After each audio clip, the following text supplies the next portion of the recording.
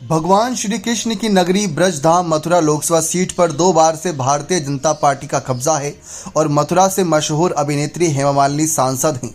2024 के लोकसभा चुनाव में भाजपा ने हेमा मालिनी को प्रत्याशी के रूप में मैदान में उतारा।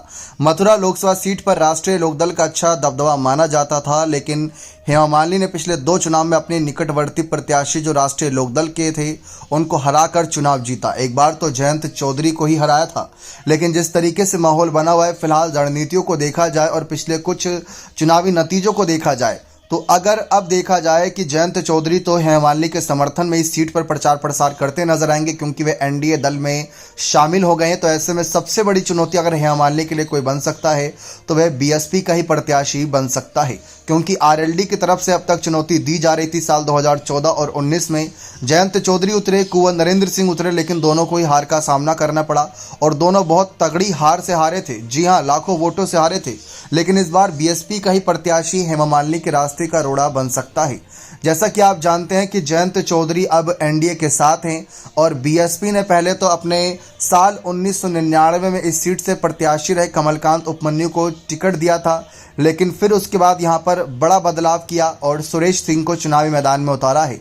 सुरेश सिंह पर सबकी नज़रें टिकी भी हैं कि क्या वो बड़ा खेल कर पाएंगे या नहीं, लेकिन लोकसभा सीट से मथुरा की हेमा मालिनी को पूरा कॉन्फिडेंस है कि उनका तीसरी बार जादू चलेगा, क्योंकि इस बार तो उनकी ताकत दोगुनी हो गई है और साथ ही साथ जनता के बीच जो थोड़ा बहुत आक्रोश था इस बात को लेकर कि ब्रजधाम की जो तंग गलियां हैं वहां पर जो विकास कार्य हैं और साथ ही साथ वहां के कुछ मुद्दे हैं जो बुनियादी रूप से बहुत चर्चाओं में रहते हैं, उनको लेकर वहां पर जो शिकायतें रहती हैं, इस बार हेमा मालिनी उनको दूर करने के लिए जनता के बीच लगातार बनी रहेंगी और कृष्ण की नगरी ब्रजधाम की सेवा करती नजर आएंगी, वहाँ की जनता की सेवा करेंगी, कृष्ण जी की सेवा करेंगी।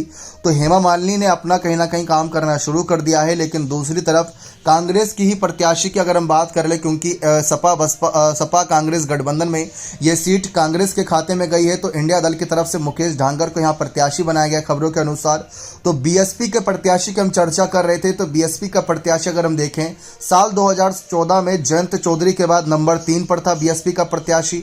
भले ही उन्हें सिर्फ 73,000 वोट मिले, जबकि हेमा मालिनी को 6,74,000 यानी कि 6 लाख प्लस वोटों से बीएसपी का प्रत्याशी हारा था। लेकिन 2009 में कड़ी टक्कर दी थी श्याम सुंदर शर्मा ने, तब वह 1,69,000 वोट से हारे थे आरएलडी के जयंत चौधरी से, लेकिन नंबर 2 की पार्टी बीएसपी रही थी। साल 2004 में तो मतलब बहुत क्लोज मुकाबला था और सिर्फ 38,000 वोटों से बीएसपी हारी थी और कांग्रेस के मनविंदर सिंह इस सीट पर जीते थे। यानी कि ऐसा नहीं है कि बीजेपी का शुरुआत से इस सीट पर दबदबा रहा हो, लेकिन मोदी लहर के बाद से इस सीट पर दबदबा बना है। लेकिन बीच बीच में राष्ट्रीय लोकदल और कांग्रेस पार्टी ने बीजेपी को परेशान इस सीट पर जोर किया है, लेकिन बसपा नंबर 2 नंबर 3 की पार्टी रही है और ऐसे में हेमा मालिनी के लिए चुनौती इस बार कांग्रेस का प्रत्याशी रहेगा ही रहेगा।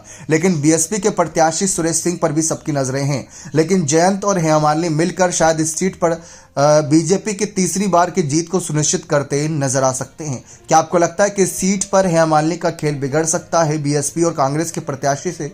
तो अपनी राय कमेंट सेक्शन में अवश्य दीजिएगा। बहुत बहुत धन्यवाद।